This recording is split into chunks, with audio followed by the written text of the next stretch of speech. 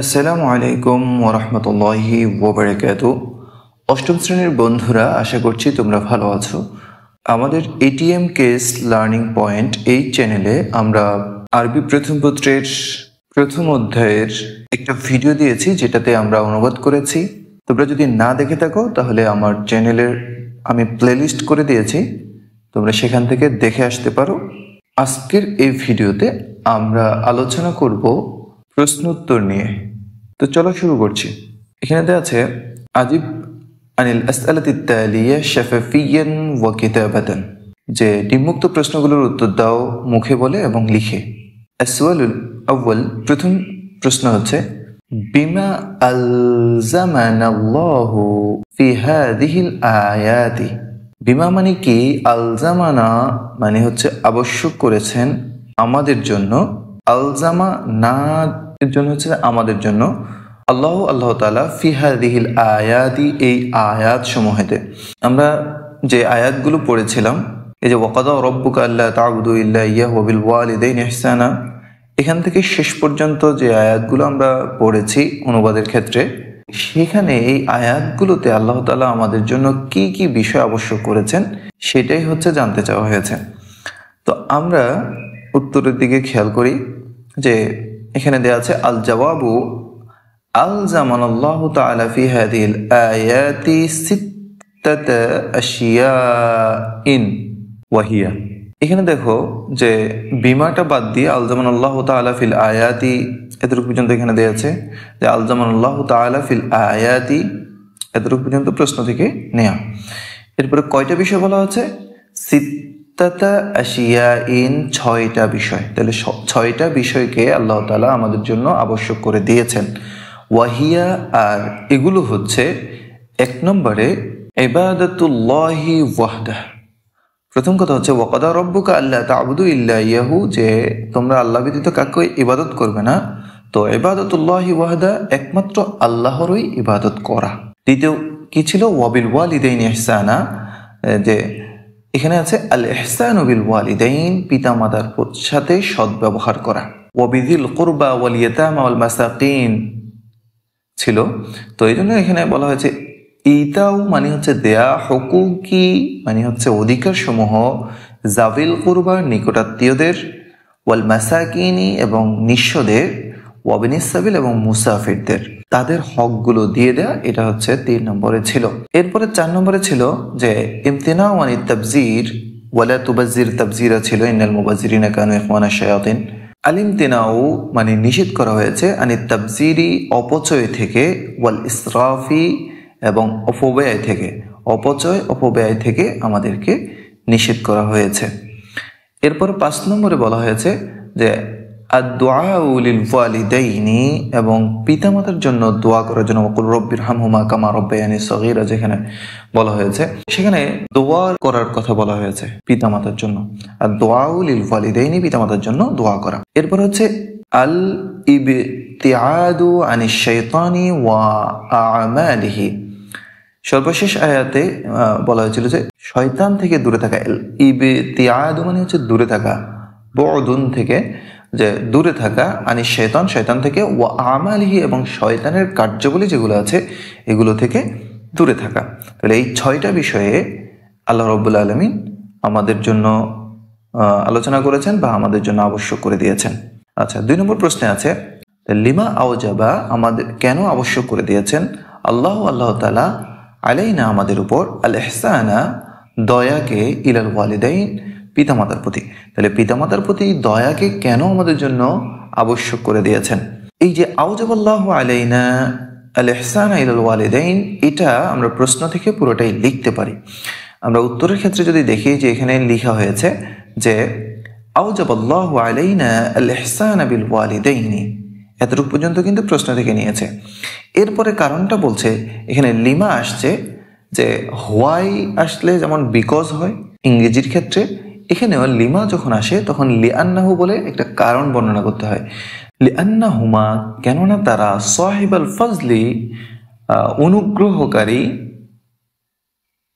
দয়ার মালিক, আলাইনা আমাদের প্রতি, অর্থাৎ তারা আমাদের প্রতি অনুগ্রহকারী, বাদাল্লাহি আল্লাহর পরে, কিসের ক্ষেত্রে অনুগ্রহকারী? ফি তারবিয়াতিনা, আমাদেরকে লালন পালন করার ক্ষেত্রে, ওয়াল ইনফাক আলাইনা, ইনফাক মানে হচ্ছে খরচ করা, আলাইনা মানে আমাদের উপর, অর্থাৎ আমাদের ব্যয়বার বহন করার ক্ষেত্রে, ওয়া রিআয়াতিনা এবং আমাদেরকে রক্ষণাবেক্ষণ করার ক্ষেত্রে, মিন সিগারিনা আমাদের ছোটবেলা থেকে। তাহলে আমাদের ছোটবেলা থেকে রক্ষণাবেক্ষণ, আমাদের প্রতি খরচ করা এবং আমাদেরকে লালন পালন করা, এই ক্ষেত্রে আল্লাহর পরে তারাই হচ্ছেন আমাদের প্রতি অনুগ্রহশীল। সুতরাং আমাদেরকে তাদের প্রতি দয়া করাটা আল্লাহ তাআলা আবশ্যক করে দিয়েছেন এই সকল কারণে। 3 নম্বরে হচ্ছে ফিল আয়াতির রাবিয়াতি তাওজিহাতুন রাব্বানিয়াতুন ইলা সিফাতিন কারিমাতিন মিন সিফাতিল আরবি মা হিয়া।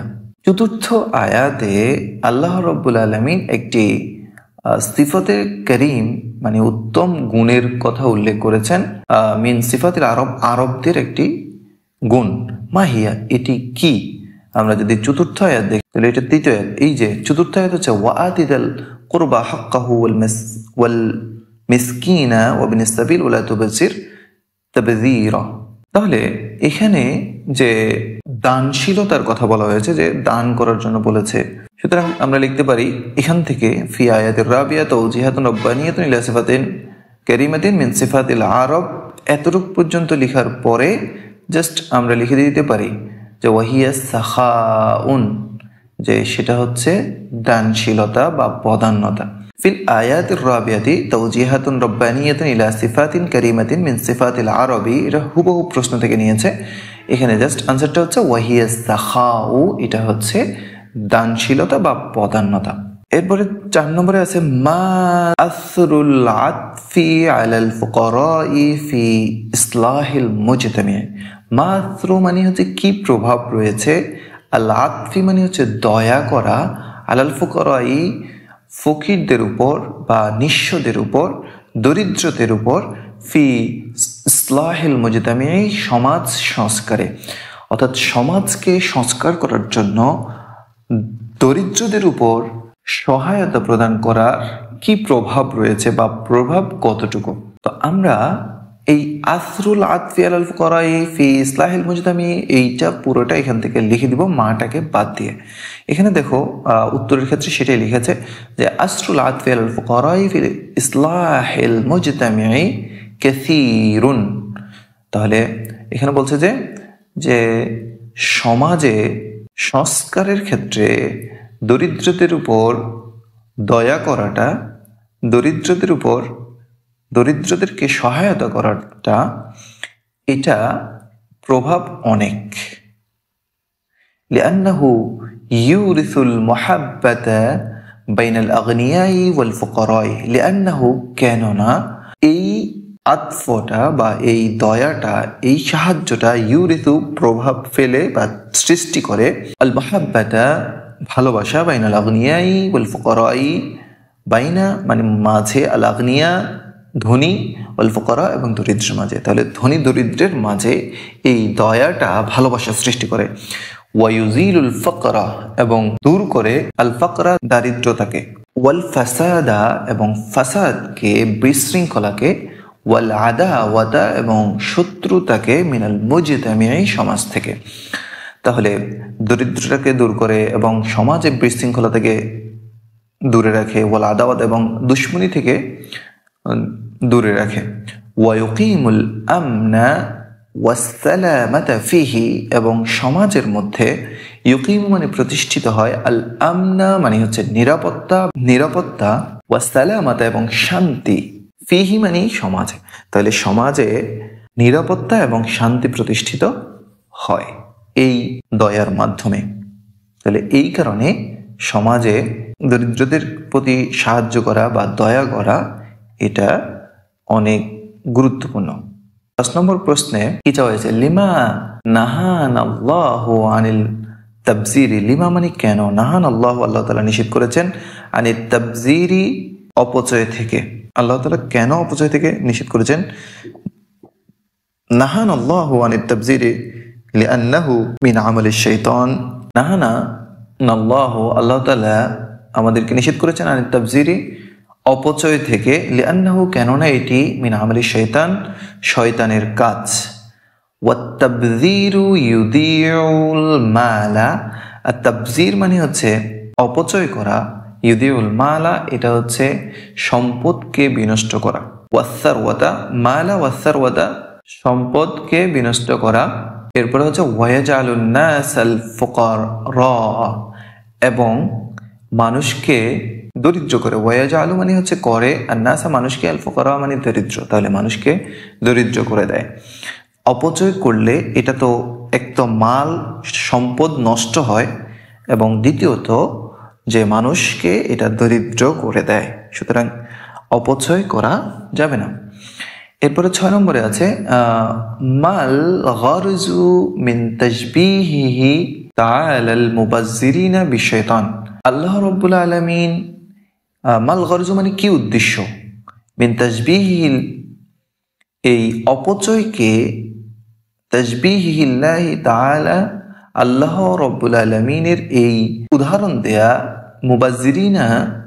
মুবাজ্জিরিনদেরকে অপচয়কারীদেরকে বিশয়তানি শয়তানের সাথে, অর্থাৎ এই অপচয়কারীদেরকে শয়তানের সাথে উদাহরণ দেওয়ার আল্লাহর কি উদ্দেশ্য? আল্লাহ তাআলা অপচয়কারীদের শয়তানের সাথে তুলনা করার উদ্দেশ্য কি?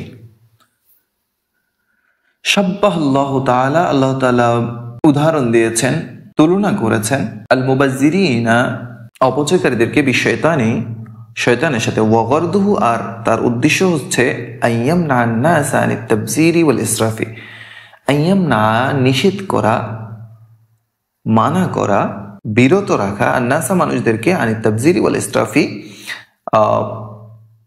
তাবযিরি অপচয় থেকে, অপব্যয় থেকে, অপচয় অপব্যয় থেকে মানুষকে দূরে রাখা বা বিরত রাখার জন্য আল্লাহ তাআলা এই তাশবিহটি দিয়েছেন বা উদাহরণটি দিয়েছেন শয়তানের সাথে। এরপরে সর্বশেষ প্রশ্ন যেখানে দেয়া আছে আল কুফরু বিন নি'মাতি ওয়া নুকরানুল জামিলি মিন আকবাহিস সিফাত উযকুরিল আয়াতিল্লাতী তাদুল্লু আলা যালিকা।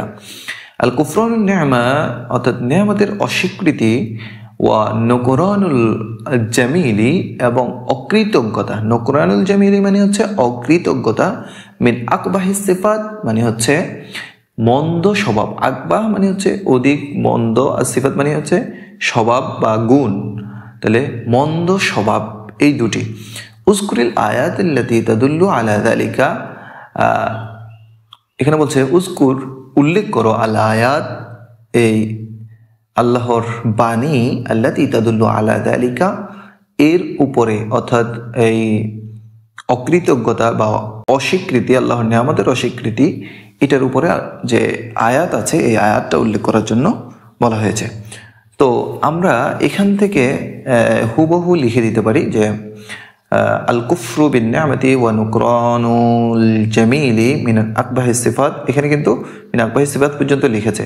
আল আয়াতুল্লাতী তাদুল্লু, এই যে উযকুরের বাদ দিয়ে আল আয়াতুল্লাতী তাদুল্লু আলা যালিকা এটাও নিয়েছে, যে আল আয়াতুল্লাতী তাদুল্লু আলা যালিকা, এরপরে আমরা আয়াতটা লিখব ইনাল মুবাযযিরিনা কানু ইখওয়ানাশ শায়াতিন ওয়া কানা আশ-শাইতানু লিরাব্বিহি কাফুরা। তাহলে অপচয় করা এটা শয়তানের ভাই, যারা অপচয়কারী তারা শয়তানের ভাই। ওয়া কানা আশ-শাইতানু লিরাব্বিহি কাফুরা, শয়তান তার রবের প্রতি বড়ই অকৃতজ্ঞ।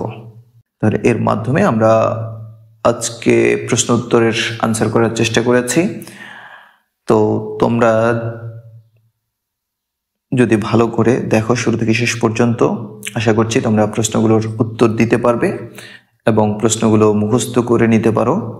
একবার না পারলে বারবার দেখে মুখস্থ করে নিতে পারো এবং লিখে প্র্যাকটিস করতে পারো, যাতে করে পরীক্ষায় নির্ভুলভাবে তুমি উপস্থাপন করতে পারো। মহান রব্বুল আলামিন সবাইকে ভালো রাখুন, সুস্থ রাখুন, সে আশাবাদ ব্যক্ত করে আজকের ভিডিও আমরা এখানে শেষ করছি। ওমা তৌফিক ইল্লা বিল্লাহ। আসসালামু আলাইকুম ওয়া রাহমাতুল্লাহি ওয়া বারাকাতুহু।